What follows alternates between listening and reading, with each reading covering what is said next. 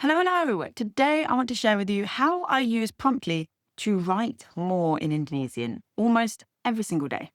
But first up, you may be wondering what Promptly is. Well, Promptly is a subscription that gives you a brand new writing and speaking prompt every single week. Alongside that, you get multiple suggestions from me on how to use that prompt, the different directions you can take it in, so you're never stuck for inspiration again. And I created Promptly because I knew that the thing that is missing for a lot of people is practice. You don't need more resources giving you vocab, giving you grammar, giving you things to put in here without a chance to practice it out here and out here with your hand writing. Every single prompt works across levels and across languages. So whether you are beginner, intermediate, advanced, whether you're learning French or Fijian or another language that begins with F, I can't think of off the top of my head, Frisian, then it's going to work for you. And like I said, I've been using Promptly myself lately to get a bit of practice in with Indonesian and Malay. Very similar languages.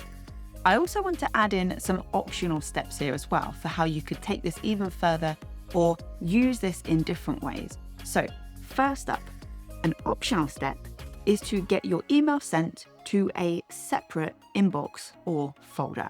So every single Monday when the new prompt is released, you will get an email sharing that prompt with you, sharing those suggestions. And I know it's really easy for an email to get lost in your inbox nowadays, but why don't you send this to a new email just for Promptly, or a new folder specifically where you can go in and check on the days that you know you've got time so that you don't miss out on any of the prompts. This would be something that would be really helpful if your inbox is full and maybe on Monday it's not the best day for you. Maybe you do all of your practice on the weekend, and so by the weekend comes around, the Monday email is gone. So this would just help to keep things organized and help you keep on top of it all and make sure you get a chance to really use everything. And then into what I do myself. So the next thing I do once I've got the prompt is I use the Notes app on my phone. And this isn't a fancy Notes app that requires a subscription or is some kind of one-time payment or anything like that. This is just the free Notes app that is inbuilt to my phone. And there's a few reasons for this. I would love to use a physical notebook, but right now I'm traveling and in different places, and it's another thing to add weight to my luggage if I do that. It would be great to use even a digital notebook like a Remarkable or a Kindle Scribe or something. But again, it means buying the thing, carrying the thing, getting used to the thing. And so all of those things for me become hurdles, right?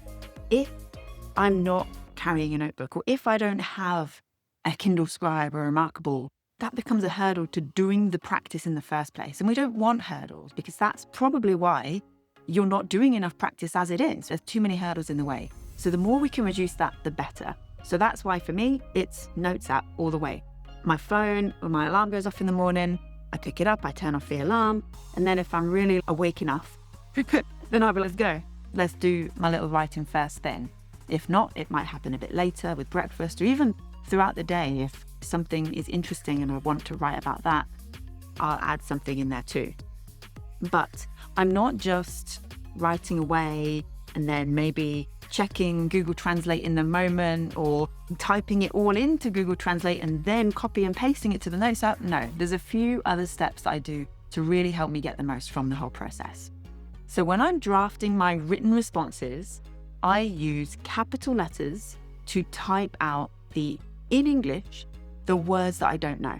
So it might say, for example, saya mau, and then I think, how do I say tree or dog or building or whatever? There's a word I don't know. Then I would hit the little capitals and type it in English. And then I can carry on. I'm not taken out of the moment, taken out of the zone, trying to look up a word and then having to come back. My attention stays on what I want to create and what I want to produce. And that just really helps to stay in the flow of everything and to write more, quite frankly. And then what I do with this is I aim for 5 mistakes. Now, sometimes that means that I will be writing just one sentence before I get those 5 words that I don't know, or the 5 mistakes that I know the grammar is off, and I think, okay, I've written 1 sentence, but I've got 5 mistakes. That's 5 things that I then want to look up.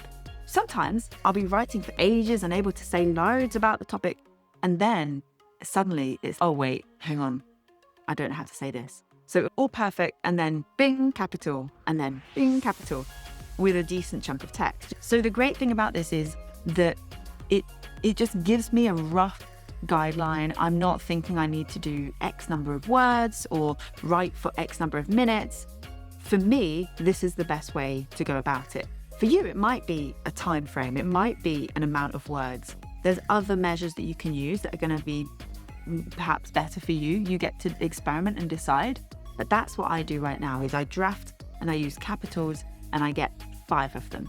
Now, this is where things get a little bit different. If I'm offline, if I am on a plane or whatever, or in a place with really bad Wi-Fi, then that's all I do for that stage. And I hope I'll get a chance to come back to it later. Mostly 9 times out of 10 I do. If not, eventually I will.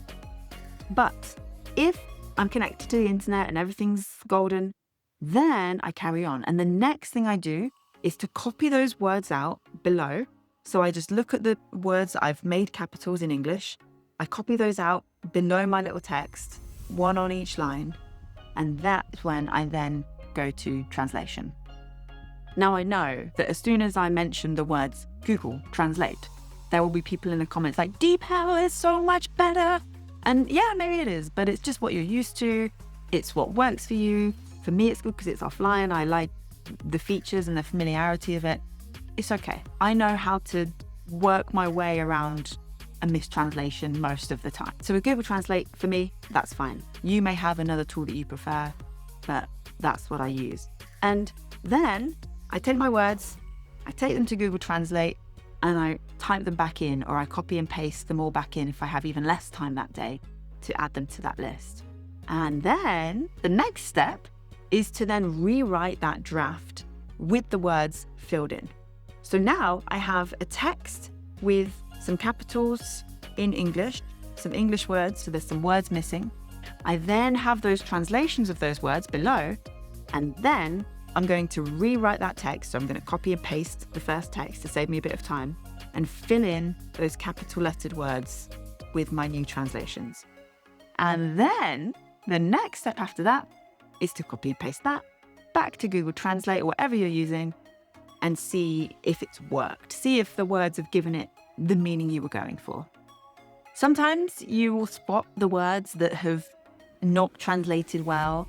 Maybe if it's the word light and you meant it in the sense of light coming through the window and it's translated it as light as in not heavy, you'll be able to spot those bits once you've retranslated it back, and then you can make those corrections again if you need to. And that's why I like Google Translate for this, because as well as individual words, I can do that big text. It's not restricted to single words. So it works really well to have one tool that I can use alongside the whole process. And that's pretty much it for my daily practice of how I'm using Promptly to get more Indonesian practice in before visiting Malaysia as well, where I am now, and being able to use the language much more confidently out and about. But there are, of course, a few optional steps that you might want to add in as well. So the first of those optional steps is to speak it aloud. Alternatively, you may want to speak straight away. You might not even want to write. You might be ready to hit record and practice speaking your response. For me, I enjoy having that time just to process a little bit more what it is that I want to say and how I'm going to say it for Indonesian. And then maybe down the line, I'll be willing and wanting to speak.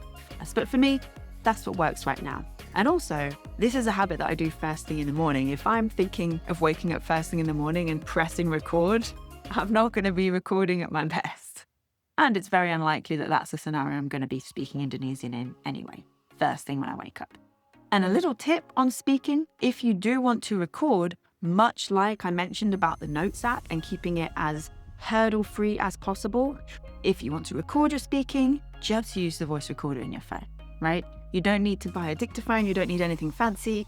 If you want to record, use the voice recorder in your phone. If you don't want to record and you want to reduce that hurdle even more, just speak out loud. solo speaking habit. You've heard me say it a million times. And then another final optional step here is to get things checked. So if you have then been producing all of this practice and you're thinking, this is great, but am I doing a good job?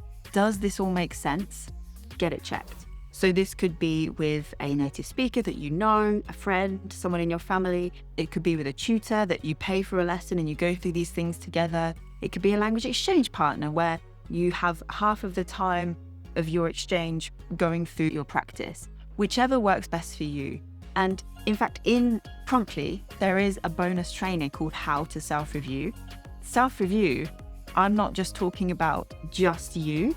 That's one of the 3 stages. So there's you, which is what we do already and what I've been doing in my process.